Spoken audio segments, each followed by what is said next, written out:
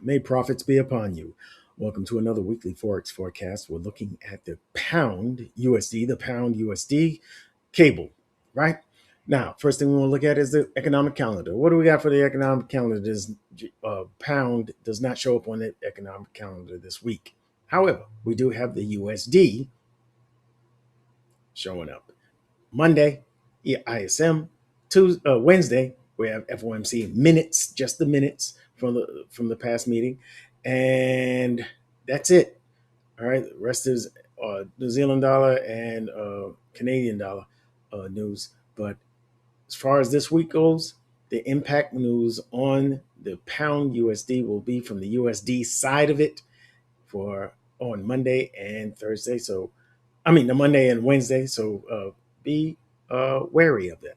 All right, when you're trading, you don't want to get spiked out of your trade because of unexpected news, right?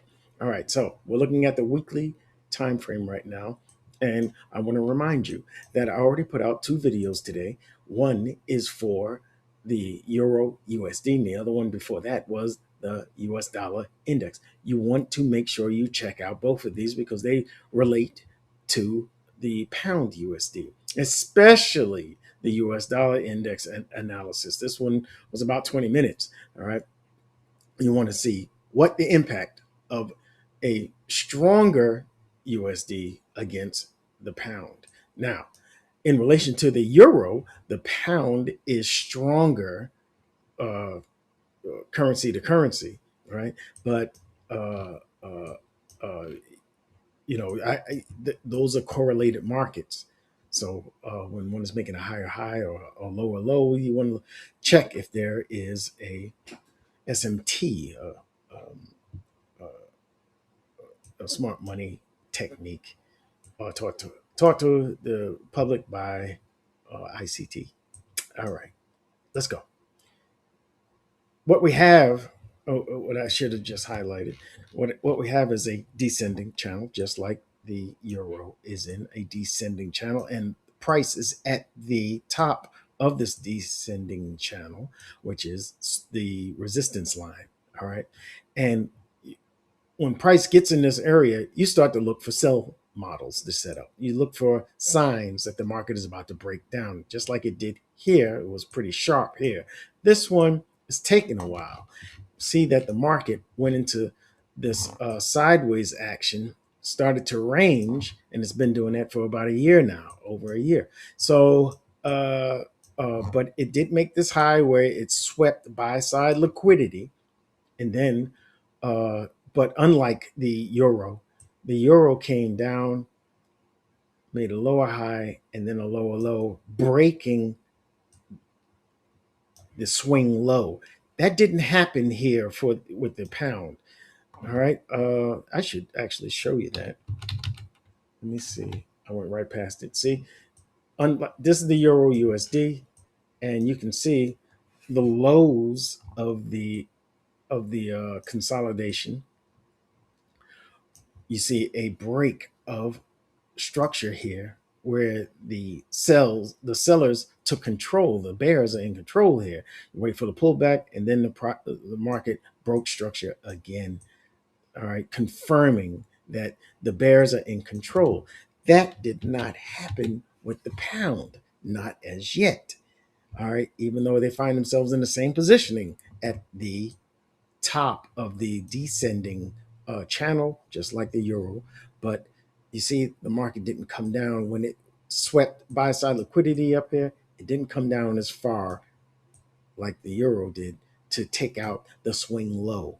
All right, it did give us a internal shift in the market from bullish to bearish momentum. I saw that the market had a failed attempt to swing higher than the previous high.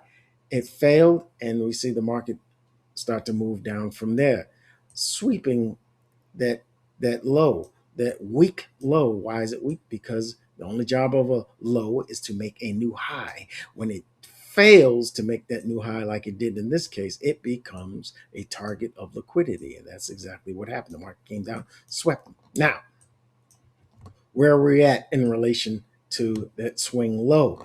All right, let's take a look.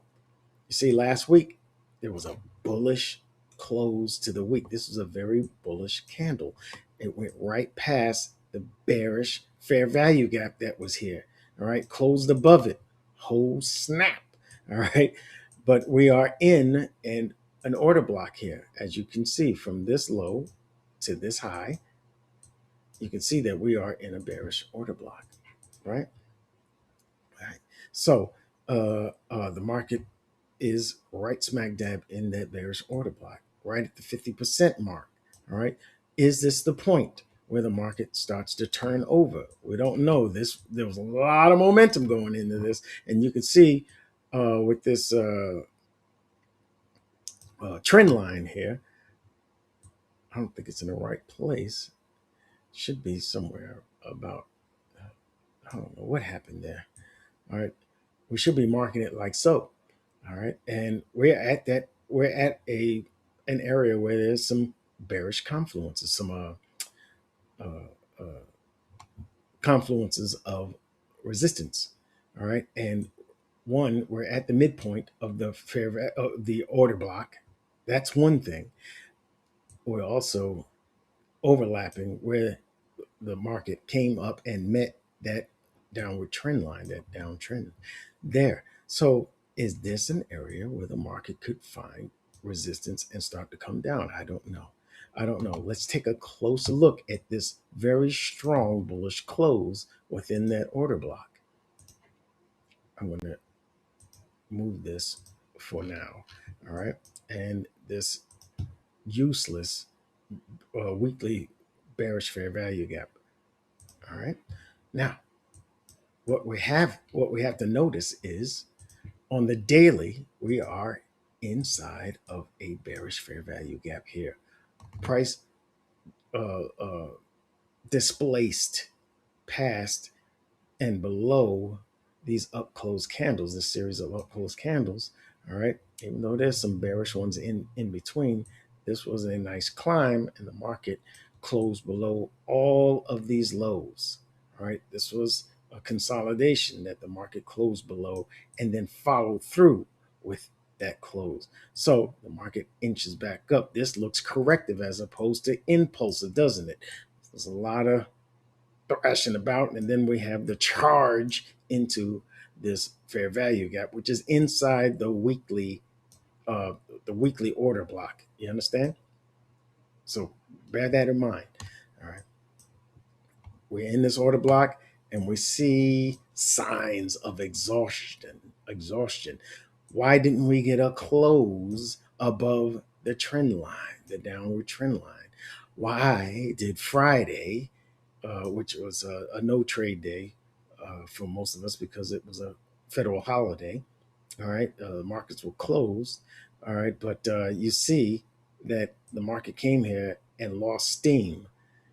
Are we going to see the follow through here? Well, let me also point out that there is a bullish fair value gap here. All right, but I don't put a lot of credence on it because we are in what? A downtrend. We are in this downtrend here. One, two, right? We're in a downtrend. Boom, boom, boom, boom, right? And we have a market structure shift right here. We come down and we sweep the old low over here, an old low, all right? But we haven't swept the structural low here. We haven't broken below these lows yet. But are we heading there? This looks like we are, according to this trend line. I like this. I like this a lot. All right. Until the market breaks above this high, this protected high, because this is an order block. All right. And those order blocks have a protected high. Until the market breaks that high, I am looking for bearish setups, despite this bullish fair value gap. I don't put a lot of stock in that at all, especially up against the fair value gap that it just is reacting to just now, and a higher time frame order block here. So I'm going to see if we get a sell model on the lower time frame. Where I'm going to look for that on the 1 hour. Go to from the daily to the 1 hour, and let's see if we got a change of character. We have the push up, push down, push up, where we take out the buy side liquidity here, and we kind of fizzle at this point, right?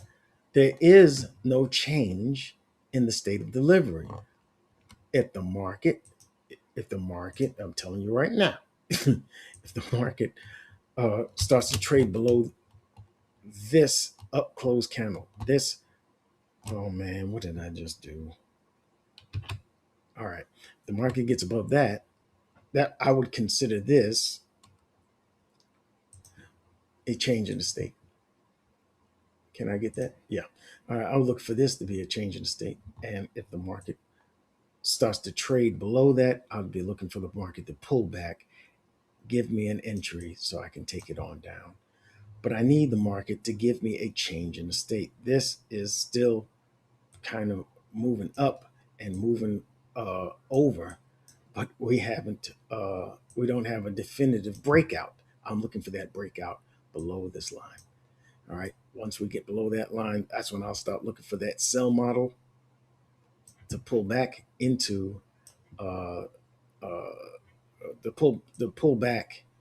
Give me the sell model on the lower time frame for my entry time frame, which is 5 minutes from the 1 hour, 15 minutes to 5 minutes. That's what I'll be looking for the market to give me a sell entry. But let me tell you this: if the market is going to be uh, if the market's going to stay bearish and start to make a movement down in price action, I would rather take this short on the euro. You understand? The euro is weaker. This one is moving more sideways, a little stronger than the euro. I would rather pair the euro against the US dollar. If the US dollar is going to start to outperform both of them, I would go for the weaker one of the two. You understand? And that would be the Euro USD. This is nice. This looks like a nice setup, but there's no guarantee that we're going to start dropping from here. There's no guarantee. We may take out this high first. These descending highs here are very attractive as a draw on liquidity, and we didn't trade past this low. We didn't trade past it. We swept it. We swept that low. And I'm hoping that we start to turn over here. That would give a lovely sign that the market is going to drop for the euro, as it already has done here. I'm looking for it to pull back a little bit higher and then down. Got it. So I'm bearish in the pound, but more bearish in the euro USD. I'm bearish in the pound though. Okay, and I'm looking for it to target the swing low. These are relative equal lows. That's going to be very powerful. Once the market gets past this, we may see an acceleration down to here. Yeah, so we'll see. We'll see how it goes. I hope you enjoyed the video. Make sure you go check out the videos I already put out today that I already showed you earlier, and I will see you in the next video. May profits be upon you.